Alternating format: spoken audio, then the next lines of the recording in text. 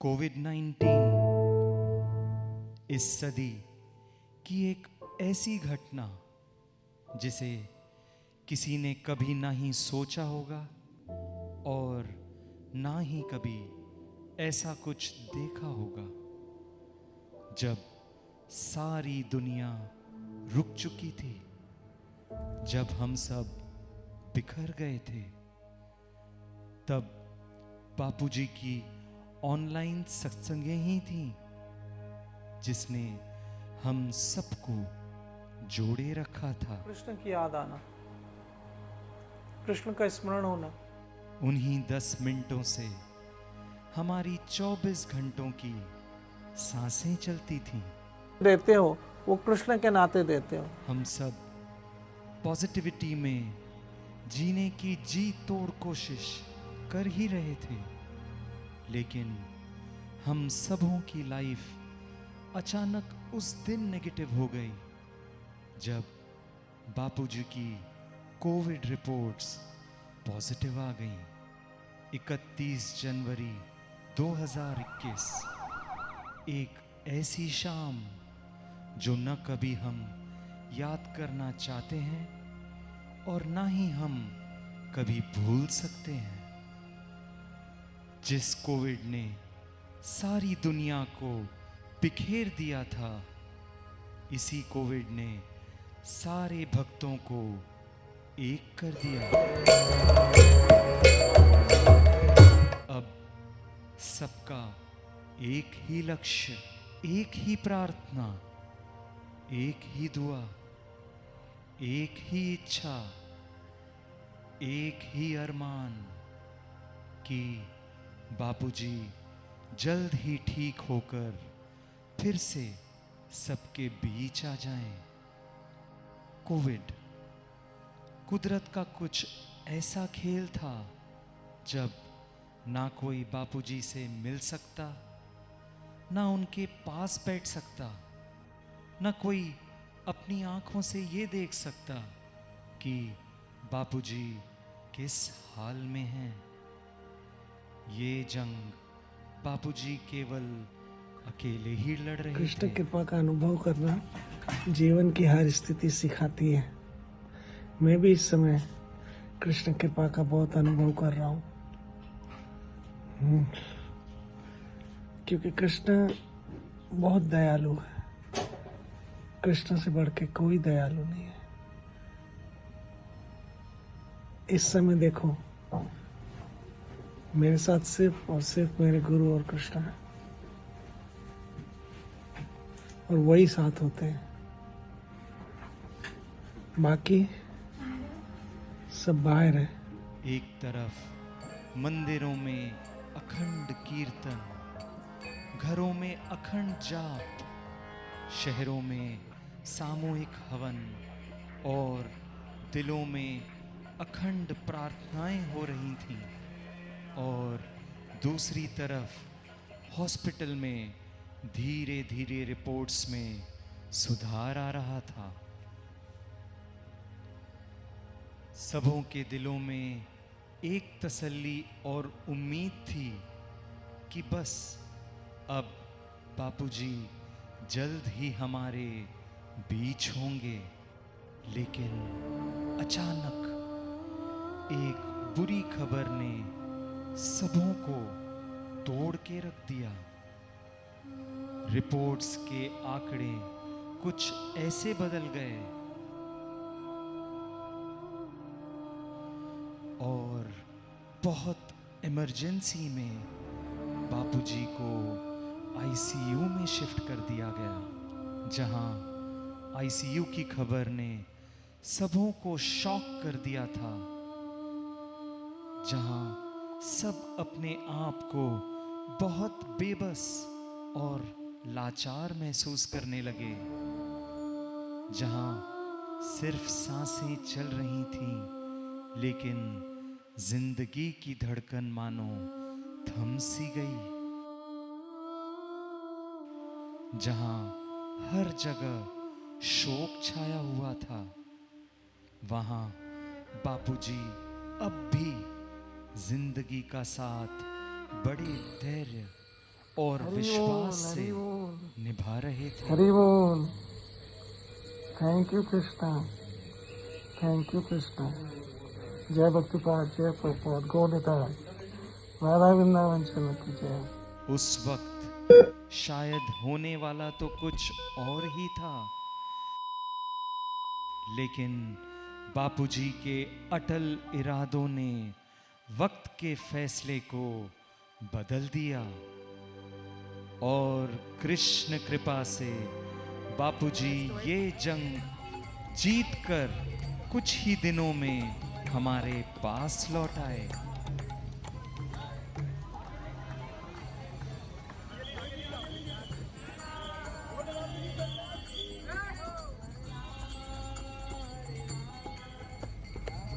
इस बार एक जिंदगी नहीं, कई सारी जिंदगियां जीत गई। बापूजी के साथ साथ सबकी खोई हुई उम्मीदें लौट आईं।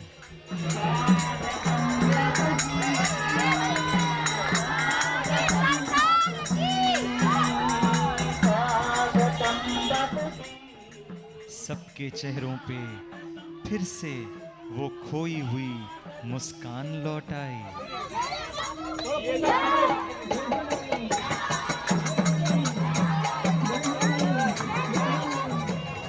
एक बहुत अंधेरी रात के बाद जैसे हमारा सूरज फिर लौट आया और हम सबकी जिंदगी में मानो फिर उजाला आ गया।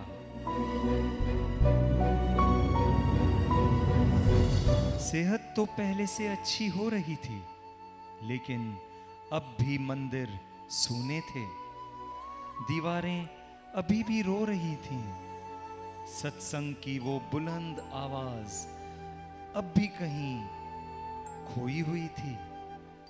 न जन्माष्टमी, न होली और ना कोई उत्सव, सारे रंग और महफिल बेरंग हो गए थे और ऐसा लगता था जैसे हमेशा मुस्कुराने वाले राधा वृंदावन चंद्र भी अब बापूजी का इंतजार कर रहे हैं। लेकिन इस सन्नाटे की शांति में किसे पता था कि बापूजी एक नए दुनिया का निर्माण कर रहे थे। किसे पता था कि वो खामोश चेहरा सबों के लिए खुशियों के उपहार निर्माण कर रहा था। किसे पता था कि उनकी धीमी चाल एक नई तेज रफ्तार का निर्माण कर रही थी। किसे पता था कि बापूजी इन अंधेरी रातों के रंगों से एक बहुत ही सुनहरी सुबह का निर्माण कर रहे थे। और किसे पता था कि हॉस्पिटल से लौटने वाले बापूजी तो कोई और ही थे। दुगनी मुस्कान,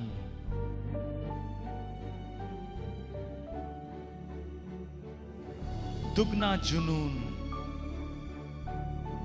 दुगने इरादे और दुगनी जिंदगी के साथ बापूजी अब कोई और ही थे।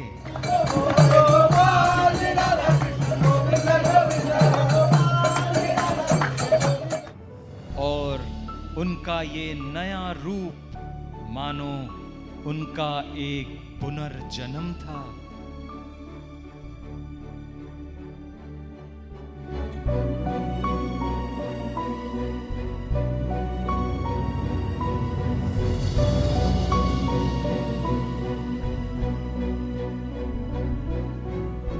साल के बाद जब पुनः बापूजी व्यासासन पे बैठे, तब व्यासासन का अंदाज बिल्कुल बदल चुका था। 40 सालों से सत्संग हो रही थी, लेकिन अब उनके प्रवचनों की धारा, उनके शब्दों की गहराई, जिस दिन कृष्ण निकल गया वो योग माया को महामाया बनते देखने लगेगी। उनके दृष्टिकोण की विशालता, जब हम कभी लड़खड़ा रहे हो और कोई हमें सहारा दे दे, समझ लेना ये कृष्ण। उनके उदाहरणों की ऊंचाई, लेकिन ये जितनी हल्की है उससे 100 गुना कहीं भारी है। अब नए आसमान छू रहे थे। इतने कठिन समय के कड़वे अनुभवों को अपने हास्य से भरे लफ्जों में छिपाकर उन्होंने हमें एक बहुत ही बड़ा दृष्टिकोण दिया। कृष्ण को पहचानो, ये मंत्र उनके जीवन और जीवन में आई हर ऊंच नीच का सार बन गया।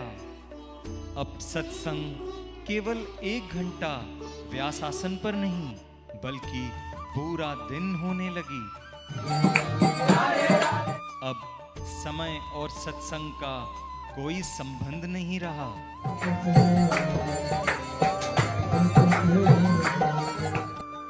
सत्संग का समय हो या ना हो, सत्संगें होने लगी। उनका अपने सत्संगों के प्रति उत्साह, रोजाना कल से बेहतर होने का जज्बा और अपने आज को जश्न में बदलने का अंदाज अब बढ़ता गया। नए नए कीर्तन रोमांच की सौगात बन गए। उनका भाव से भरा हुआ सुर भक्तों को वृंदावन धाम का पागल बनाने लगा।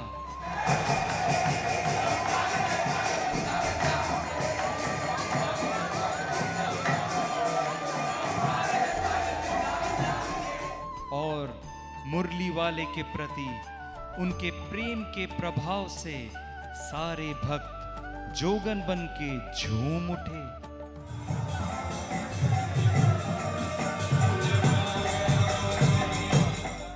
कई जन्मों के रिश्तों की पहचान कुछ इस तरह कराने लगे।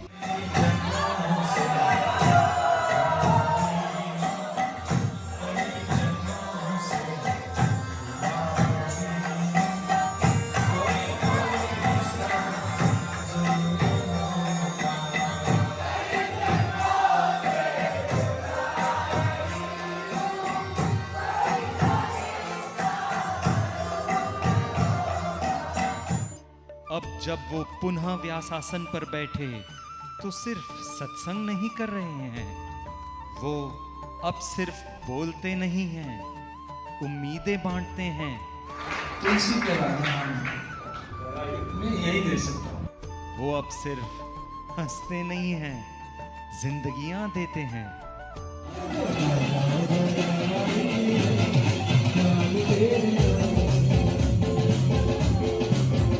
वो अब सिर्फ कीर्तन नहीं करते, उत्सव मनाते हैं।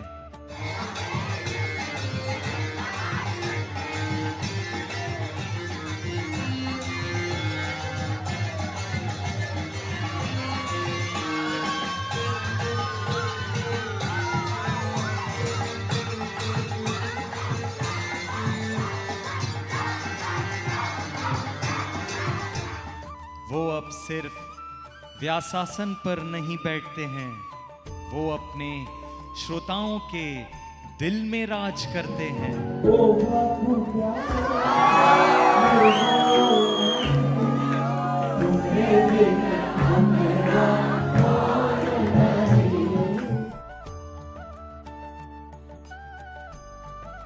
इन सत्संगों ने हम सबको फिर से जोड़ना शुरू कर दिया। सारी खोई हुई खुशियां हमें इस 1 घंटे में मिल जाती, लेकिन अब बापूजी केवल सत्संग तक ही सीमित नहीं रहे। अब वो व्यक्तिगत रूप से सबों के साथ जुड़ने लगे। अब बापूजी किसी से भी दूर नहीं रहे। अपने विशाल हृदय और महान प्रेम को वो हर किसी में बांटने लगे। अब वो समय पे नहीं, यादों पे विश्वास रखने लगे। और हर मुलाकात को एक खूबसूरत याद में बदलने लगे। अब उनकी सबसे बड़ी खासियत थी आम लोगों के साथ एक आम व्यक्ति की तरह रहकर उस आम मुलाकात को खास बनाना। अब वो खुद से भी ज्यादा अपने भक्तों के बन चुके थे। अपनों से भी ज्यादा अपनेपन का रिश्ता जोड़कर उन्होंने सबों को मानो अपना परिवार बना दिया।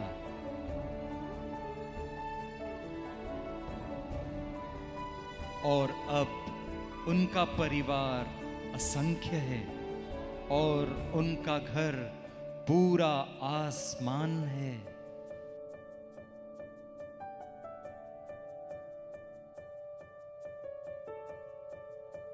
अब उनके लिए कृष्ण केवल विग्रह में ही नहीं बसते, उनके लिए कृष्ण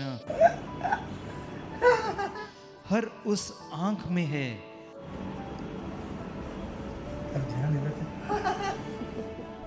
जिसमें वो हंसी भर देते हैं। उनके लिए कृष्ण हर उस दिल में है जिसमें वो आशा भर देते हैं। हमेशा पॉजिटिव रहो। यस सर, राइट, बहुत कुछ कर सकते हो। उनके लिए कृष्ण हर उस व्यक्ति में है जो उनसे और जिनसे वो प्रेम करते हैं। हवा में सुगंध की तरह बापूजी का प्यार हर किसी में फैलता गया।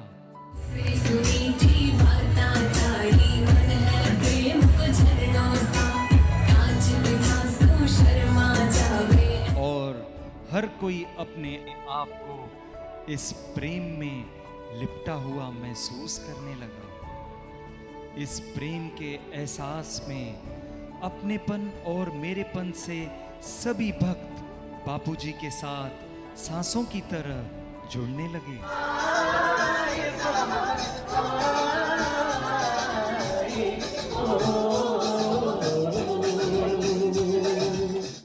बापूजी ने एक बहुत सुंदर प्यार से भरी दुनिया का निर्माण किया जिसमें अब हम सबों ने अपना घर बना दिया। बापूजी और उनके महान कार्यों का सिलसिला अब बढ़ता गया। वो केवल एक नहीं, हर पीढ़ी के आदर्श बनते गए। पीढ़ी कोई भी हो, अब उम्र का फासला मिट गया। अपने वेलकमिंग जेस्चर से वो उस पीढ़ी को सबसे ज्यादा अपनी ओर आकर्षित करने लगे जिस पीढ़ी का भक्ति में आना सबसे कठिन है। जीते तुझको दिया मेरा वक्त सभी, कोई लम्हा मेरा ना हो तेरे बिना, हर सांस पे नाम तेरा।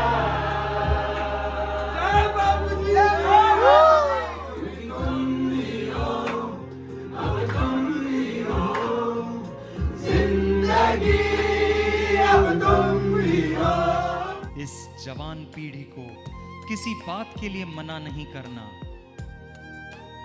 और उनसे अपनी हर बात मनवा देना उनका छिपा हुआ अंदाज है।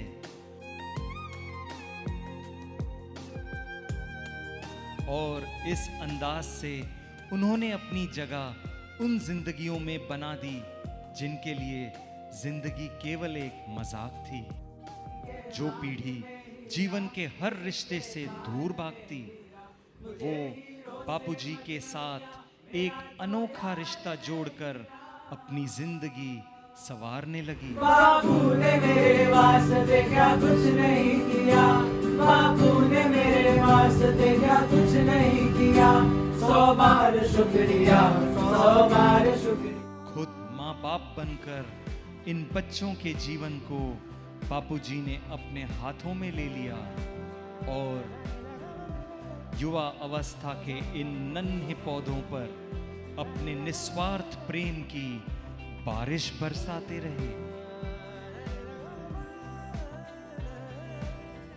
हंसी और आश्चर्य की बात तो तब लगती है जब इतनी बड़ी बड़ी सत्संगों में इतने छोटे छोटे बच्चे ध्यान से बैठे होते हैं। सच तो ये है कि इन बच्चों को सत्संगें नहीं, बापूजी की बातें खींच कर लाती हैं। मैं जब आप बड़े हो जाओगे तो मैं आपको अपने साथ ले जाऊंगा, फिर आप मेरे साथ जाना, ठीक है? तो मैं 28 को आना, फिर हम मिलेंगे।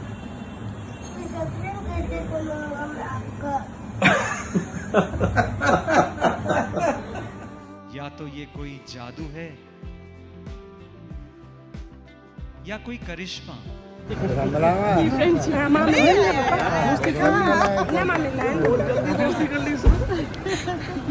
मुझे उम्मीद नहीं थी इतनी जल्दी दोस्ती करोगे। जो इन बच्चों को बापूजी अपनी उम्र से भी छोटे लगने लगे। प्यार है, बापू से प्यार है, I love you। जिसकी वजह से वो सब उनसे दिल से जुड़ने लगे।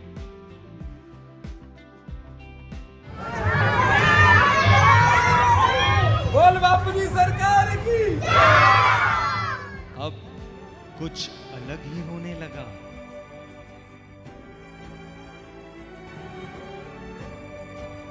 सारी फिक्र जैसे हवा में उड़ने लगी। सारी परेशानियों के साथ जैसे दोस्ती होने लगी। समय जैसे उल्टा ही चलने लगा। उम्र जैसे पीछे की ओर ही घटने लगी।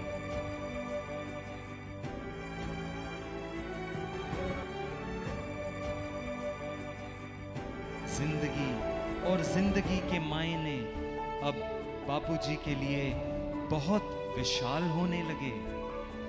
जिंदगी को रोज जी भर के जीना उनका अंदाज बनने लगा। बहुत वर्षों के बाद ऐसे स्ट्रीट पे खड़े होकर खाने का मौका, मजा आ रहा। और उनकी ये जिंदगी को जी भर के जीने की बीमारी अब चारों ओर फैलने लगी।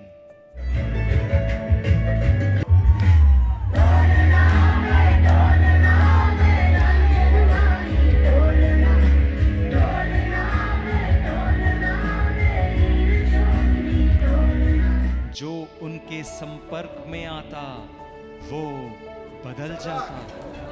मधुसूदन,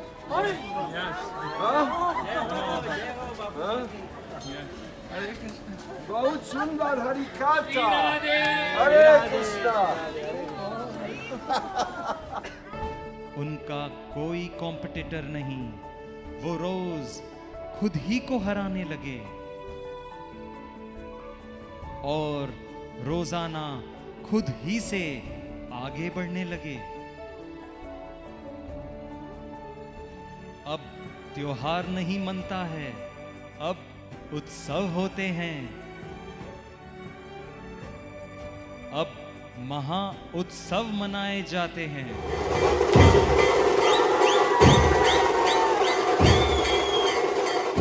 देखा जाए तो अब हमें आदत हो गई है, हमें आदत हो गई है बापूजी को मुस्कुराते हुए देखने की।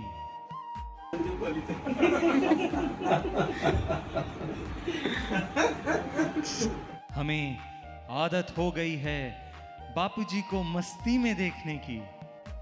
हमें आदत हो गई है बापूजी को एक बच्चे की तरह जीते देखने की।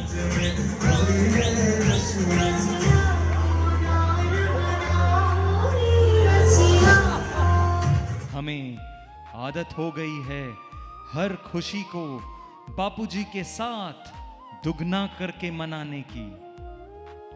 हमें आदत हो गई है बापूजी के साथ जीने की।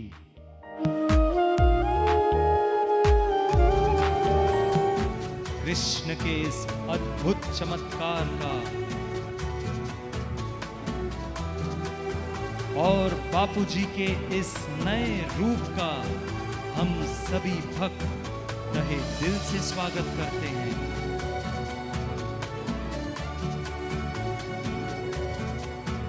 और कृष्ण को करोड़ करोड़ धन्यवाद देते हैं। Thank you Krishna for now as it is. तो आइए हम सब भी बापूजी की जिंदा दिली से भरी जिंदगी की इस नई धारा में बहकर उसी जिंदा दिली से अपना जीवन बिताएं।